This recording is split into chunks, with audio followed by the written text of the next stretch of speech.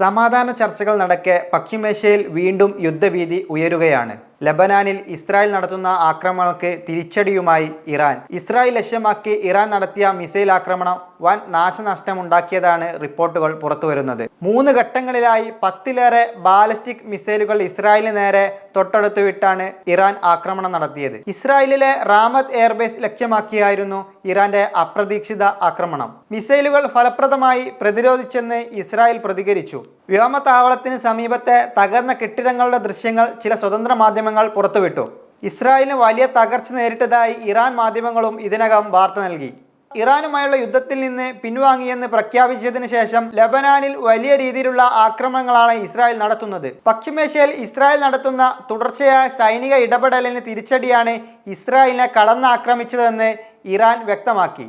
Israel എല്ലാ പരിധികളും ലംഘിച്ചെന്നും അനിവാര്യമായ തിരിച്ചടിയാണ് ഇപ്പോൾ നടത്തിയതെന്നും ഇറാൻ പാർലമെന്റ് സ്പീക്കർ പ്രതികരിച്ചു. ലബനാനിൽ ആക്രമണം തുടർന്നാൽ വിട്ടുവീഴ്ചയില്ലാത്ത പോരാട്ടമുണ്ടാകുമെന്നും അദ്ദേഹം മുന്നറിയിപ്പ് നൽകി. അതേസമയം ഇസ്രായേൽ ഇനി തിരിച്ചടിക്കരുതെന്നും സമാധാന ചർച്ചകൾ നടക്കുന്ന സാഹചര്യത്തിൽ ഇനിയൊരു തിരിച്ചടി ഉണ്ടാകരുതെന്നും ട്രംപ് ആവശ്യപ്പെട്ടു.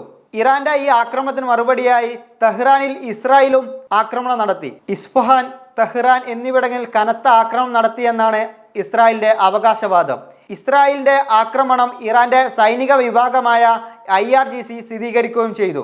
ഇസ്രായേലിന്റെ തെക്കൻ ഭാഗങ്ങളിൽ ഇറാൻ നടത്തിയ മിസൈൽ ആക്രമണത്തിന് മറുപടിയാണ് ഈ തിരിച്ചടി നൽകിയത്. ഏപ്രിൽ മാസം വെടിനിർത്തൽ പ്രഖ്യാപിച്ചതിന് ശേഷം ഇരു രാജ്യങ്ങളും ഒരിക്കൽ കൂടി സംഘർഷത്തിലേക്ക് മടങ്ങി വന്നിരിക്കുകയാണ്. ഈ പ്രതിസന്ധി കണക്കിലെടുത്ത് GCC രാജ്യങ്ങളടക്കം കടുത്ത ജാഗ്രതാ നിർദ്ദേശം പുറപ്പെടുവിച്ചിട്ടുണ്ട്. ആക്രമണം തെഹ്റാനിലെ ജനവാസ മേഖലയിലല്ലെന്ന് ഇറാൻ മാധ്യമങ്ങൾ റിപ്പോർട്ട് ചെയ്തു. ആക്രമണം തുടങ്ങിയതോടെ തെഹ്റാനിലെ ഇമാം ഖുമൈനി അന്താരാഷ്ട്ര വിമാനത്താവളത്തിൽ നിന്നുള്ള എല്ലാ സർവീസുകളും റദ്ദാക്കുകയും ചെയ്തു.